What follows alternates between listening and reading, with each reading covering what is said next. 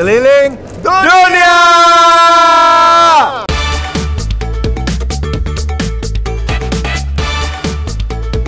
Annyeonghaseyo Cingu. Makan mie ayam di Pulau Jeju, jangan lupa beli mandu.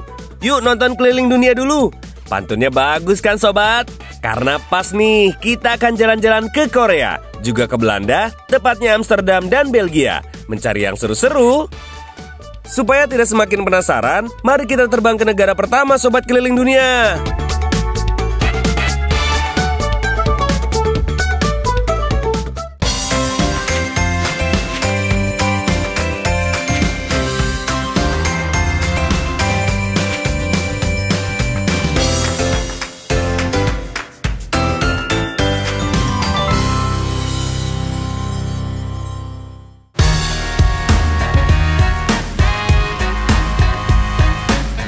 Sobat keliling dunia, ada sobat baru nih dari Amsterdam, Belanda.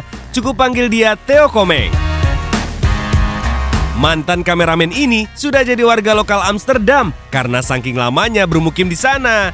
Dan sobat Theo Komeng ini akan menunjukkan tempat unik di Amsterdam, Red Light District. Tapi versi siang ya. Tunggu apa lagi? Yuk kita jalan-jalan bersama sobat Theo Komeng.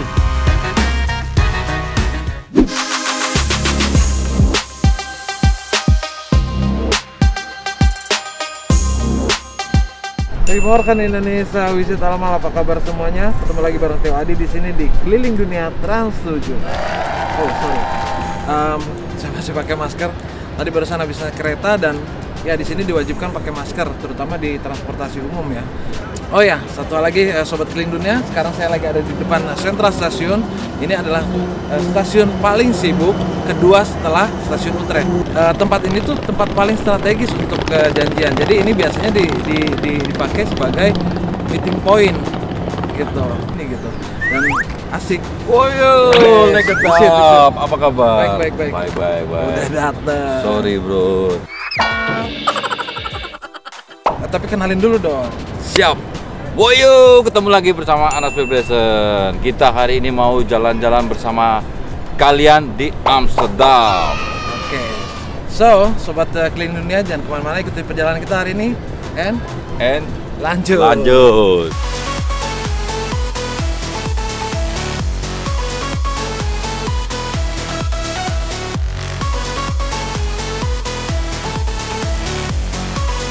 Nah, sekarang kita masih di perjalanan menuju ke Dam Square. Jaraknya itu sekitar 5 menit dari Central Station. Nah, selama perjalanan kalian akan nemuin tempat-tempat kayak gini nih. Penyewaan ini.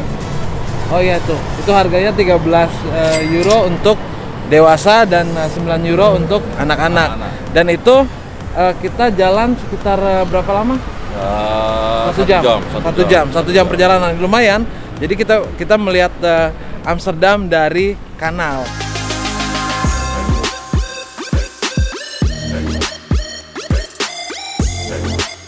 Kenapa banyak kanal di Amsterdam? Konon katanya bahwa kanal ini dibuat itu untuk menyetabilkan tekanan air yang ada. Oh, dan kita juga sebetulnya Amsterdam itu kita letaknya ada di bawah permukaan air ya. Ya. Kita letaknya ada di permukaan air gitu. Tapi kita diamankan oleh bendungan gitu. Dam. Iya. Nah, sekarang kita jalan ke dam dan biasakan jalan kaki. Kenapa? Karena destinasi di sini semuanya berdekatan dan juga jalan kaki itu udah menjadi budaya buat orang-orang Belanda itu sendiri gitu. Kita tanya ke Mbaknya. Iya. Yes. Where is Dam Square? There. Where? Right and then to the left. Oh oke. Ya. Nah, di belakang saya lihat semua bangunannya hampir terlihat kuno. Kenapa? Karena di sini benar-benar dijaga gitu bentuk dan keasliannya. Walaupun secara fungsi boleh berubah, tapi secara bentuk mereka nggak boleh karena mereka masuk ke dalam cagar budaya di sini dan itu dilindungi sama undang-undang.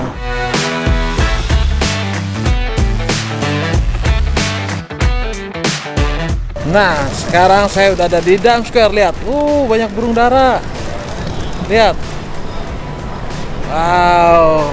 Kita ada di jantung kota Amsterdam. Jadi kita ngomongin sedikit sejarah. Dulu ini adalah pasar. Kita sebut 270-an lah ya. Pasar. Tapi sayangnya pasar itu dibubarkan. Alasan itu simpel banget. Jadi waktu itu Belanda itu diduduki oleh Prancis dan rajanya waktu itu adalah Louis Bonaparte, adik dari Napoleon Bonaparte. Nah, Belanda sendiri pernah dijajah sama Prancis sekitar 80 tahun. Dan alasan pasar itu dibubarkan simpel aja, bahwa saya nggak suka ngelihat pasar itu dari jendelanya. Nah, dan pasar itu dibubarkan pada tahun 1808 kalau nggak salah. Tempat ini itu dikelilingi sama tempat-tempat bersejarah seperti halnya New Kerk. New Kerk itu biasa dipakai untuk ke pameran. Terus di situ ada Madame Tussauds dan di sana ada Monumen Nasional. Nanti kita akan ke sana. Tapi sebelum ke sana, saya mau ngasih makan burung dulu nih. Kayaknya seru juga ya.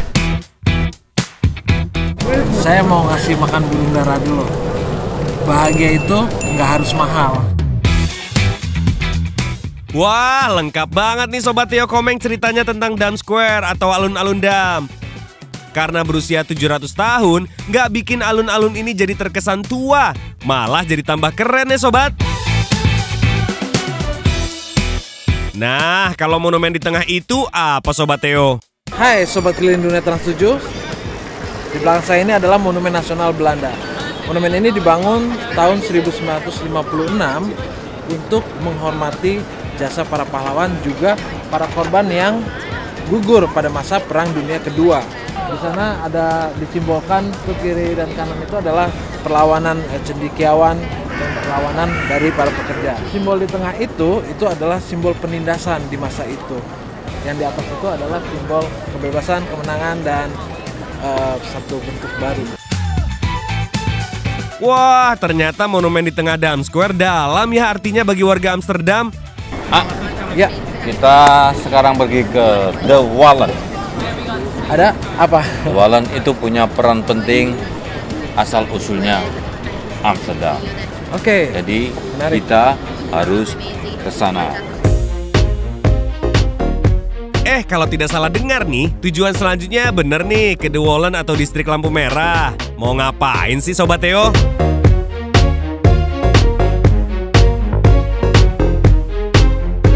Yo, Sobat Keliling Dunia, sekarang saya lagi ada di The Wallen. Mungkin lebih populer dengan nama Red Light District, tapi bukan itu yang mau saya bahas. Kenapa? Karena The Wallen itu punya sejarah buat kota Amsterdam itu sendiri. Nah sekarang, kenapa? Karena ini adalah cikal bakal kota Amsterdam berdiri. Nah di sekitar sini tuh ada bangunan tua banget ya. Dan itu di sebelah sana, itu adalah Oude Kerk. Oude Kerk itu dia berdiri dari abad ke-13. Uniknya adalah karena di Amsterdam itu multikultur, jadi di gereja ini dia menerima semua agama untuk beraktivitas di sana. Artinya tempat ini bisa dijadikan juga sebagai pameran, tempat pameran atau acara musik gitu.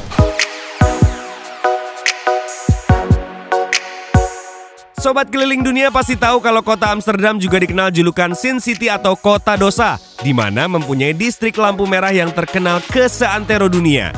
Namun jika Sobat menyusuri distrik ini di siang hari, Sobat bisa menemukan tempat-tempat yang tak kalah menarik untuk dikunjungi, seperti Oude Kerk ini. Gedung tertua di Amsterdam berdiri sejak abad ke-13. Sampai sekarang difungsikan sebagai gereja, namun uniknya sekarang menerima semua agama untuk beraktivitas. Bahkan sering mengadakan pameran seni dan pertunjukan musik. Bagaimana? Jadi mau mengunjungi tempat ini siang hari atau malam hari?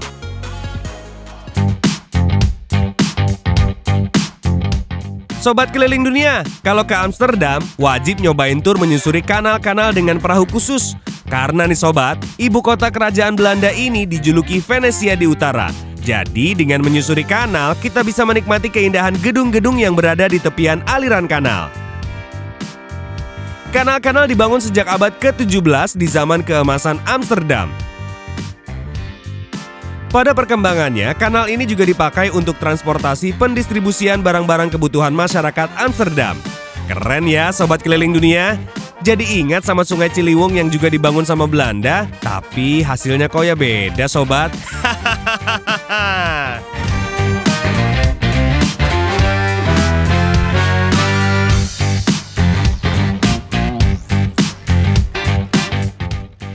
Seru banget ya sobat, jalan-jalan di Amsterdam sama Sobat Theo Komeng. Kira-kira petualangan Sobat Theo ini akan berlanjut lagi di bagian Belanda mana lagi ya? Jadi tetap saksikan Keliling Dunia episode berikutnya ya.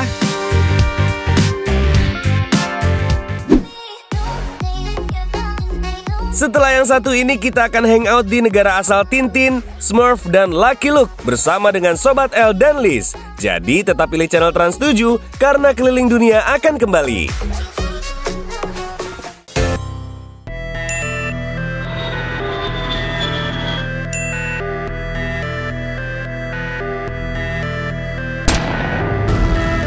Wah, seram ya. Ternyata banyak sosok yang menyeramkan di Museum Move itu. Kira-kira bagaimana nasib El dan Liz ya, yang kabarnya mereka sempat tersesat di museum ini. Ini museum komik atau museum mistis ya? Yuk kita lihat bagaimana mereka wisata di museum ini.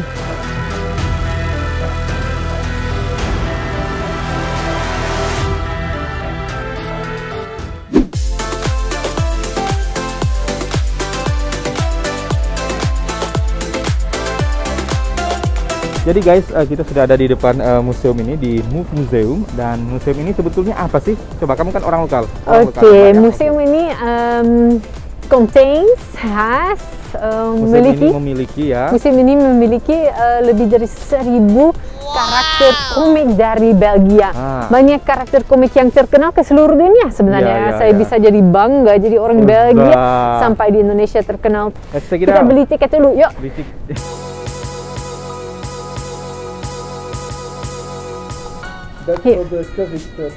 Yes, I'll do.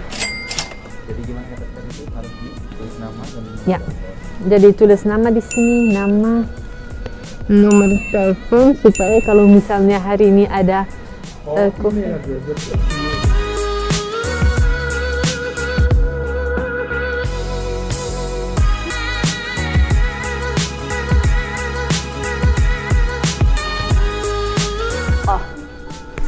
Smurf. Ini favorit saya. Bukan filmnya sih, tapi bukunya, gambarnya. Oui, bahasa Prancis. Vous êtes venu nous tromper. Sobat Keliling Dunia, di Museum of Original Figure ini, disingkat MOF, ternyata memiliki berbagai figur Smurf. Smurf merupakan nama suku fiktif berwarna biru dan berukuran kecil yang diciptakan oleh penulis Belgia, Theo. Tokoh yang terkenal dalam serial Smurf ini ada Papa Smurf, Smurf wanita Smurfette, dan penjahat Gargamel. Dari sekian banyak tokoh Smurf yang ada, kira-kira yang mana nih favorit Sobat Keliling Dunia?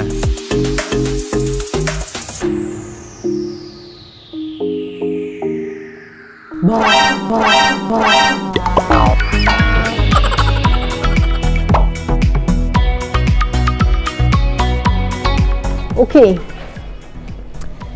Di sini ada Tete. Originally atau ini asal pertama dibikin di bahasa Prancis karena Belgia pakai bahasa Prancis, bahasa Belanda dan bahasa Jerman gitu kan. Yang bikin Tete ini dia pakai bahasa Jerman, jadi kartun ini mulai dari bahasa Jerman. Setelah itu diterjemahkan di bahasa Belanda, namanya Kuifje. Dan ini yang mungkin kita bisa bilang yang paling terkenal, Tete and the Adventures of Kuifje. Tintin ini merupakan tokoh komik yang berprofesi sebagai wartawan koran dan muncul pertama kali pada tahun 1929 di surat kabar Belgia. Biasanya Tintin ditemani anjingnya yang bernama Snowy dan Kapten Haddock bertualang ke berbagai negara. Berarti Tintin ini mirip program Keliling Dunia ini nih sobat. Agak gelap di sini teman-teman, susah untuk syuting ya. Oh ya, susah sekali, gelap sekali di sini. agak seram gitu.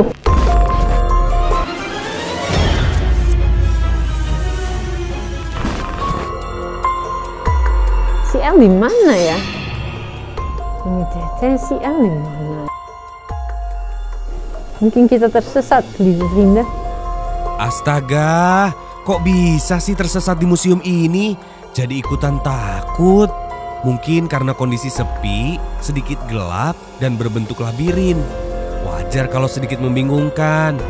Ih, serem.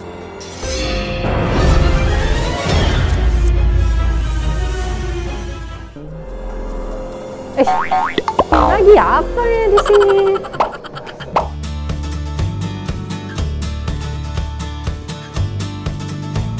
Nah, banyak banget orang-orang yang bingung kan, ini sebetulnya marsupilami ini binatang apa sih sebetulnya? Jawabannya adalah saya juga tidak tahu ya. Duh, ada-ada aja Sobat L ini, kirain tahu. Haha, Sobat Keliling Dunia, menurut beberapa sumber, marsupilami ini adalah hewan hasil imajinasi yang diciptakan oleh tokoh Belgia, Andre Frankin. Hewan ini terinspirasi dari hewan kuskus beruang yang berasal dari Asia dan sama-sama tinggal di pepohonan dan memiliki ekor yang panjang. Lucunya, hewan kuskus beruang ini lebih sering disebut marsupilami dari nama aslinya. Oh, begitu. Saatnya beli oleh-oleh. Sobat Keliling Dunia ingin pilih apa ya?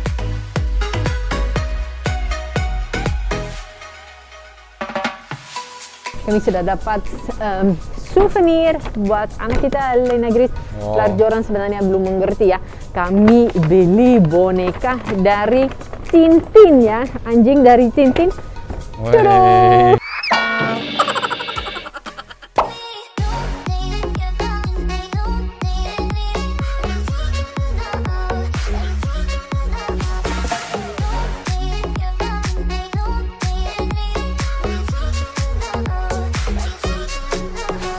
Iya, Sobat Keliling Dunia. Nanti mau bisa melihat bahwa tinggi sekali, tingginya 102 meter. Waduh, dan tinggi ya. Bolanya panjang 18 diameternya 18 meter. 18 meter ya diameternya. Nah, mungkin dari sini kelihatan kecil ya. Berarti selfie dulu lah. Selfie dulu.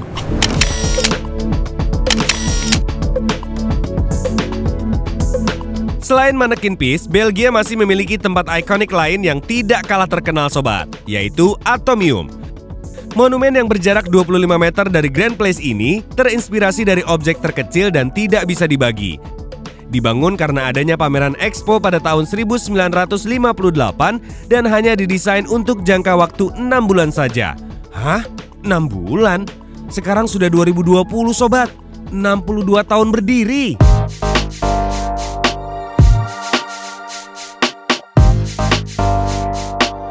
Sekarang untuk beli tiket guys. Kami tadi sudah bayar tiket, 2 orang 32 euro dan dapat tiket gratis untuk museum lain.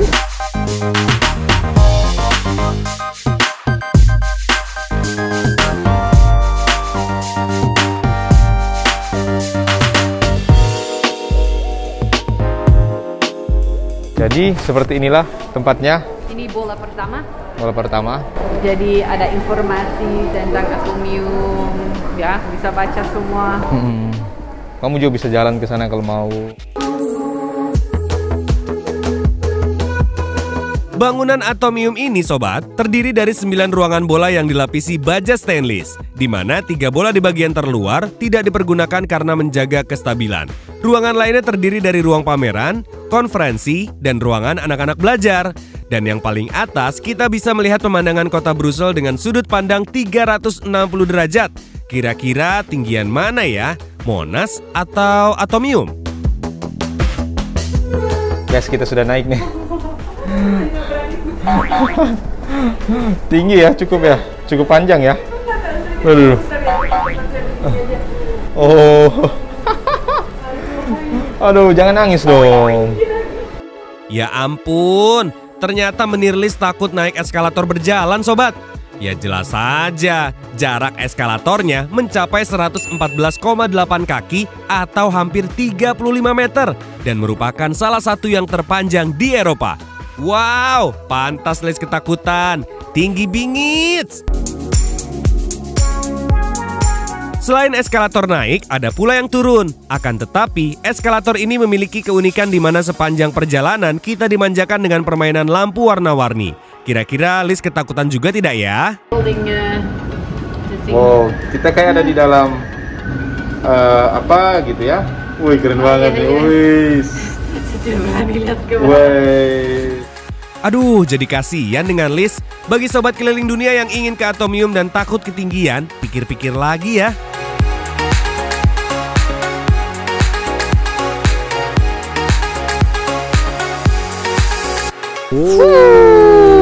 Sobat keliling dunia, ini akhirnya tour kami di Brussels bisa selesai. Udah banyak tempat kami kunjungi ya. Udah romantis jalan-jalan bersama dari pagi sampai malam. Ini udah malam. Ya, udah malam, udah mulai hujan sedikit. Ya, jadi kami cukup capek juga ya, tapi menikmati sekali ya. Semoga teman-teman juga menikmati perjalanan di Brussels. Siapa tahu sampai ketemu di Belgia suatu hari ya. Tidak terasa perjalanan kita di Brussels kali ini telah berakhir dari tersesat sampai ketakutan. Apabila kalian ingin ke Belgia, jangan lupa kontak El dan Liz ya. Sobat-sobat, ada opa-opa Korea mau lewat nih. Karena kali ini kita akan jalan-jalan di Korea bersama Sobat Geba menikmati wisata alam nan romantis. Ahai, setelah yang mau lewat ini, tetap di Keliling Dunia Trans 7.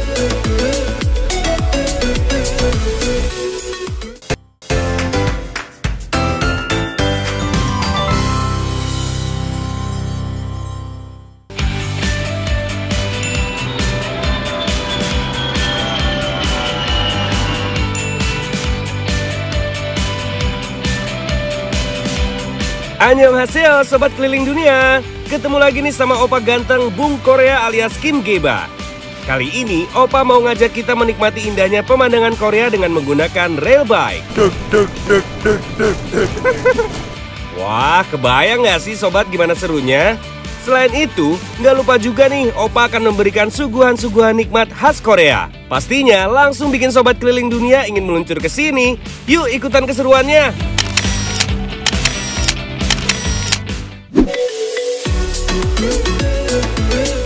Sobat Keliling Dunia, Opa akan mengajak kita ke rail park yang ada di daerah Wonju nih. Tapi sebelum itu, kita isi energi dulu di rest area ya. Oh, annyeonghaseyo teman-teman. Selamat datang ke Keliling Dunia. Oh, lu pada sehat kan? Berhubung dengan COVID-19, kalian nggak bisa jalan-jalan ke Korea kan? Pasti banyak banget dari lu pada yang pengen jalan-jalan ke Korea. Why? Because ya, Korea is a very good tourist spot, right? Betul kan? But gara-gara COVID-19 nggak bisa jalan-jalan, so gue sebagai orang Korea yang tinggal di Korea kasih lihat lu pada pemandangan Korea. Bagaimana? Seru kan? Oke, gue lagi on the way ke rail park yang ada di Wonju. Seperti biasanya, orang Korea biasanya kan stop di rest area ya. Di Indonesia kan pasti ada kan ya rest area. Tapi di Korea rest area ada beberapa rest area di mana pemandangannya mantap. So, sambil gue kasih lihat pemandangan rest area ini, gue bakal kasih lihat rest area Korea seperti apa. So, nama rest areanya Hongcheon Jugeso. Jugeso itu dalam bahasa Koreanya artinya rest area. So, let's go.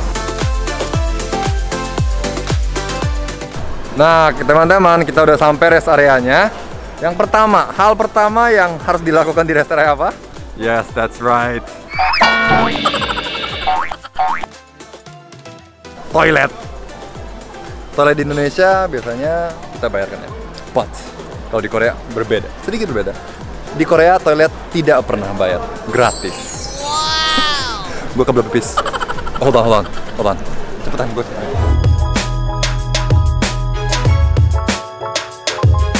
Wow, teman-teman, di sini terlihat seperti foto spot. Foto spot ini kayaknya sengaja dibuatin ya. Mulai dari buah-buahan dan ada apa tuh namanya? San. Apa sih? Pumpkin apa sih pumpkin? Bukan lobak. Labu. Ada labu, ada apel.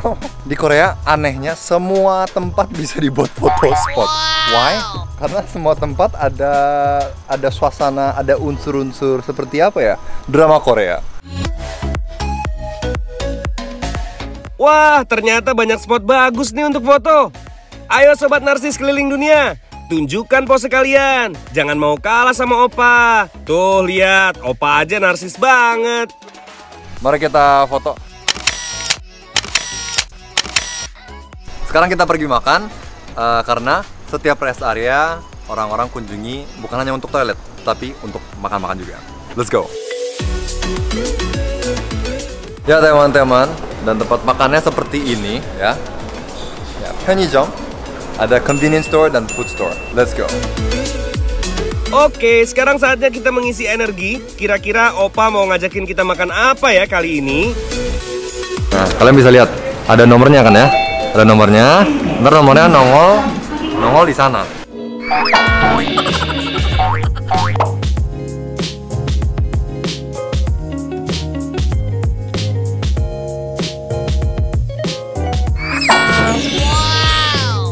Ya teman-teman, kita sekarang sudah siap untuk makan.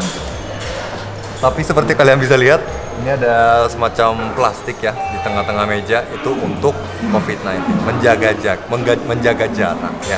So, kita akan makan dulu. Saya pakai sembilan.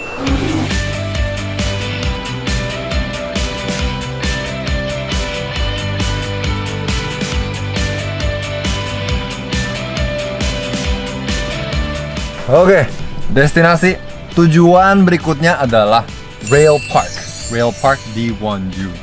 Ini sebenarnya sih harus dengan pacar ya, tapi ini kayaknya pada cowok-cowok semua. Ini bagaimana ceritanya? Nggak apa-apa. Ada waktunya kita jomblo. Kita tetap semangat. Ini demi teman-teman, demi penonton-penonton Trans 7 keliling dunia. Gua niat. Oke. Narsis udah, makan juga udah. Oke sobat keliling dunia, saatnya kita melanjutkan perjalanan menuju Rail Park Wonju.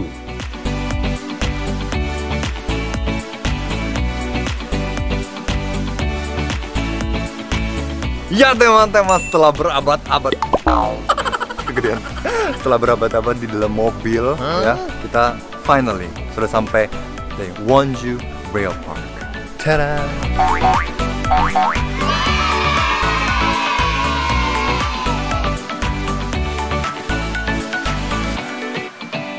Ada dua macam keretanya. Yang pertama namanya 풍경 열차, yang artinya kereta pemandangan. Yang kedua adalah kereta goes. Kereta goes itu rail bike. Namanya rail bike ya. Jadi rail bike kita goes sendiri. 풍경 열차, kereta pemandangan itu otomatis. Kita tinggal duduk, nyaman, jalan. Oke. So, kita akan masuk naik kereta dua-duanya. Jadi setahu gue naik kereta dua-duanya sekitar 1 jam. Jadi 20 menit naik kereta otomatis, terus yang goes 40 menit. Let's see what it's like. Let's go.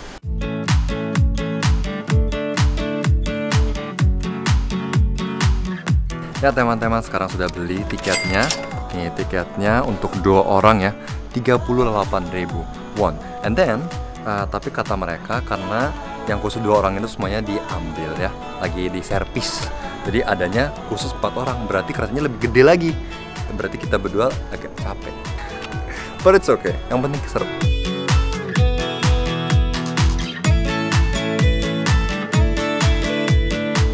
Nah teman-teman, akhirnya kita naik juga. Dan main kamera sudah dikeluarkan. Dan aduh, mereka nggak bisa lagi usir kita. Jadi ini walaupun kita nggak goes, ada mesinnya sendiri ya. Berarti kita lumayan lah. Gue pikir bakalan capek tadi. Iya makanya. Ini gue nggak goes nih sih hampir. Nggak goes nggak apa-apa gitu. Tapi pas banget karena cuaca hari ini tuh adem, nggak terlalu panas. Kalau panas gue rasa nggak enak juga naikinnya.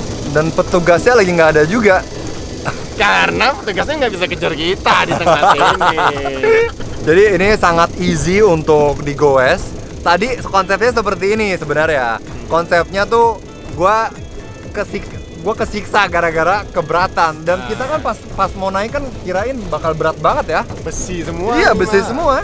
Tapi tahu-tahu ada mesinnya, jadi sangat comfortable bagi turis-turis yang datang. Oh, berarti yang orang tua juga, ajak Betul. anak-anak juga, Betul sekali. ajak orang males juga bisa. Betul, semuanya. betul.